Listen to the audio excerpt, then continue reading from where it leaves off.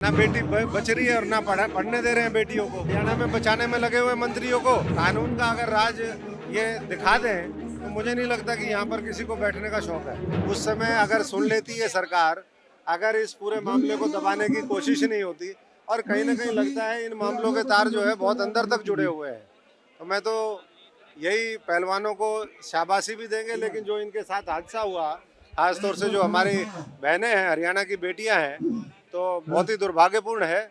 लेकिन ये अपनी लड़ाई लड़ रही है जैसे, और हरियाणा ने हमेशा मजबूती से लड़ाई लड़ी है, चाहे वो बॉर्डर हो, चाहे देश हो, चाहे विदेश में जाकर के खेल के माध्यम से हो।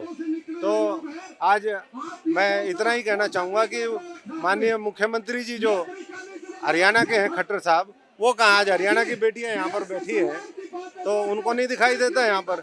ऐसे ही हरियाणा में बचाने में लगे हुए मंत्रियों को, और ऐसे ही यहाँ पर मंत्रियों को बचाने में लगे हुए जो एमपी है, सांसद है, उनको बचाने के लिए। और मोदी जी के बिल्कुल घर के पास ये जंतर मंतर आखिरी रिजॉर्ट होता है, आखिरी जगह है जहाँ पर आकर के कोई भी, जिसकी कोई देश में सुनवाई ना हो, तब वो जंतर मंतर आता है। तो अब तो न्यायपालिका भी यहाँ पर है, यहाँ पर मोदी जी का घर भी है, उनकी नई पार्लियामेंट भी है, पुरानी पार्लियामेंट भी है, तो कब सुनेंगे लोग। दिल्ली पुलिस पर तो भरोसा होता तो फिर यहाँ बैठने की जरूरत नहीं होती।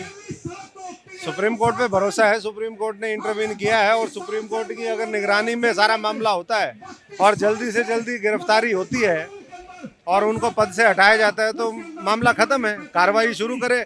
कानून का अगर राज ये दिखा दें तो मुझे नहीं लगता कि यहाँ पर किसी को बैठने का शौक है। देखिए, राजनीतिक तो पिछली बार जब ये बैठे थे, किसी राजनीतिक दल को इन्होंने मना कर दिया था कि हम लड़ाई खुद लड़ेंगे, लेकिन जब 4-5 महीने बाद न्याय नहीं मिला और सरकार सुन नहीं रही, पूरे विपक्ष को जब दबाने की कोशिश है, तो ये तो खिलाड़ी हैं, तो इनके मैं तो सबसे आह्वान करूंगा कि ना केवल राजनीतिक पार्टियां बल्कि पूरा हरियाणा और देश के 140 करोड़ लोगों को इनके समर्थन में आना चाहिए। नहीं तो कौन अपनी लड़कियों को भेजेगा खेलने के लिए, कैसे लड़कियां मेडल लेकर के आएंगी अगर इस तरीके से व्यवहार और अत्याचार होता रहेगा। तो बिल्कुल बेटी बच रही है और ना पढ़ने दे रहे हैं बेटियों को।